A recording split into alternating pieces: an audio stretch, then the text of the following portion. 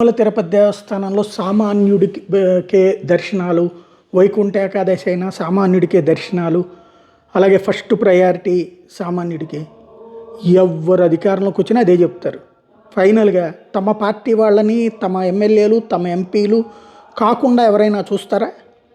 ఓ రకంగా చూడాలంటే ధర్మారెడ్డి ఈవోగా ఉన్నప్పుడు అలాంటి పని చేసింది వైసీపీ వాళ్ళను కూడా ఏడిపించి సామాన్యులకు సంబంధించిన దర్శనాలు ఏర్పాటు చేసినోడు ఆయనే.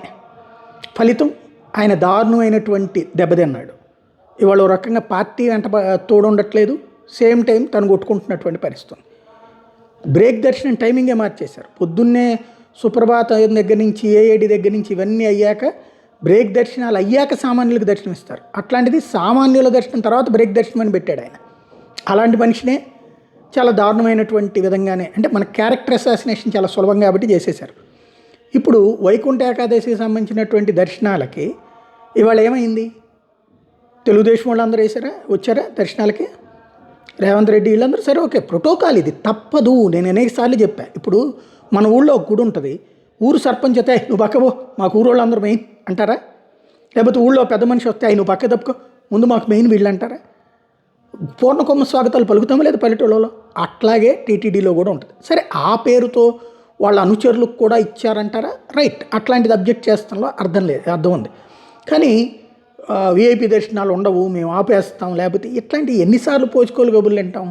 ఎన్ని దశాబ్దాల నుంచి వింటానే ఉన్నా నాకు తెలిసి. కానీ ప్రతిసారి జరిగేది జరుగుతుంది. పైగా ఇప్పుడు ఇంకొక మళ్ళీ రాజకీయ వివాదం. వైసీపీ వాళ్ళకు కూడా దర్శనాలు అయినాయి అని చెప్పేసి సోషల్ మీడియాలో పోస్టులు. దానికి కౌంటర్గా అబ్బాయి వైసీపీ వాళ్ళు ప్రోటోకాల్ ప్రకారం ఉన్నోళ్ళు తప్పించి మిగతా వాళ్ళకేం దర్శనాలు ఏర్పాటు చేయించలేదంటూ వీళ్ళ వివరణ. వైకుంఠ ఏకాదశి ఒకందుకు సంతోషపడాల్సింది అంటే కిందటిసారికి మళ్ళీ టోకెన్లు అని చెప్పి రోడ్డు మీద పెట్టి తొక్కిసలాట జరగకుండా ఈసారి ఆన్లైన్ పెట్టారు. ఆన్లైన్ పెట్టినప్పుడు ఆన్లైన్లో ఎవరు దర్శనం చేసుకోగలుగుతారు? ఆన్లైన్లో టికెట్లు ఎవరు బుక్ చేసుకోగలుగుతారు? దాని మీద అవగాహన ఉన్నటువంటి వాళ్ళు. రాష్ట్రం మొత్తం మీద ఆన్లైన్ టికెట్లు బుక్ చేసుకోగలిగిన వాళ్ళు 10 నుంచి 15% మంది వాళ్ళు లేరు. ఈవెన్ ఆన్లైన్ అవగాహన ఉన్నా కూడా టికెట్లు బుక్ కానటువంటి వాళ్ళే 85 నుంచి 90% మంది ఉంటారు. మిగతా సామాన్యులకైతే అది అసాధ్యమైనటువంటి పని. విద్య లేనటువంటి వాళ్ళకి అసలు సాధ్యం కాని పని.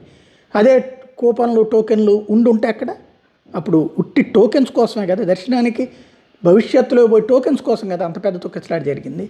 సరే, 3 రోజుల తర్వాత దర్శనం ఏర్పాటు చేస్తాం అంటే ఏకాదశి లేదు, ద్వాదశి లేదు, ఆ తర్వాత లేదు, ఆ తర్వాత కదా దర్శనాలు. మరి అంటే అదే అంటే 10 రోజులు ఏకాదశి గడిలే. మరి ఎదవరకు అదే ముక్క ధర్మారెడ్డి చెప్తేనో, లేకపోతే సుబ్బారెడ్డి చెప్తేనో, లేకపోతే అప్పుడు వైసీపీ గవర్నమెంట్ చెప్తే ఏమన్నారు? అట్లా నాటకం ఆడుతున్నారు వీళ్ళు అన్నటువంటి. ఇప్పుడు అదే రైట్ అంటున్నారు. అంటే కన్వీనియంట్గా మనం దేన్ని ఎలాగా మనకు కావాలన్నప్పుడు ఒక మాట అంటాం, లేనప్పుడు ఇంకొక మాట అంటాం. ఫైనల్గా రాజకీయాలకు వాడేస్తున్నాం.